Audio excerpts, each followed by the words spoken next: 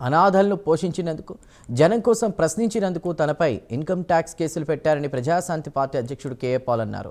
తనపై తప్పుడు ప్రచారం చేస్తున్నారంటూ మండిపడ్డారు. 5 కోట్లు కట్టమని విశాఖ ఇన్కమ్ ట్యాక్స్ కమిషన్ నోటీసులు ఇచ్చిందని తెలిపారు. జూబ్లీహిల్స్ ఉప ఎన్నికల్లో పోటీ చేయకుండా తనను అడ్డుకునేందుకే ఇలా చేస్తున్నారని కేఏ పాల్ ఆరోపించారు. ఒకడంటాడు రాత్రి అంతా పడుకున్నాడు, ఒకడంటాడు ఎత్తుకెళ్ళిపోయాడు, ఒకడంటాడు అమెరికా పారిపోయాడు, ఒకడంటాడు అరే ఆవిడ మా ఎంప్లాయీ అట్ ఆవిడ ఎవరో తెలియదు, లైఫ్ లో ఒక నిమిషం కలవలేదు, 3 రోజులు వచ్చిందట నేను లేనప్పుడు, ఒకవేళ వస్తే నెత్తి మీద చెయ్యేసాను అన్నదట. వీళ్ళేమో దాడులు వేదులు. ఈ స్టోరీ రాయకండి దయచేసి మీడియా మిత్రులారా, రిపోర్టర్స్ లారా. కంటెంప్ట్ ఆఫ్ కోర్టు మీరు రాసిని ఇప్పటికి తీసేయండి. ఈ ఇన్కమ్ ట్యాక్స్ గురించి మీరు ఫ్రంట్ పేజ్ కవరేజ్ ఇవ్వండి. ఇది అవినీతి కాదా? 5 కోట్లు కట్టమని విశాఖపట్నం ఇన్కమ్ ట్యాక్స్ కమిషన్ నిన్న నోటీస్.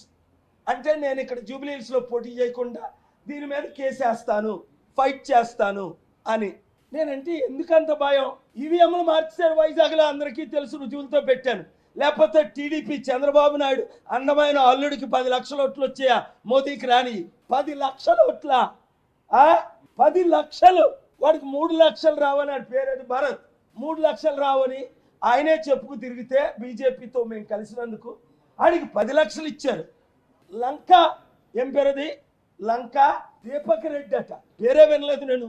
లాస్ట్ టైం నిలబడితే 25,000 వచ్చాయట, ఈసారి 20,000 వస్తాయా? లంకా దీపక్ రెడ్డికి సీట్ ఇచ్చారట. కిషన్ రెడ్డి, రేవంత్ రెడ్డి, లంపా దీపక్ రెడ్డి.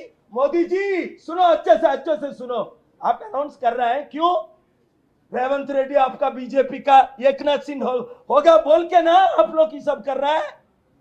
ఒకడంటాడు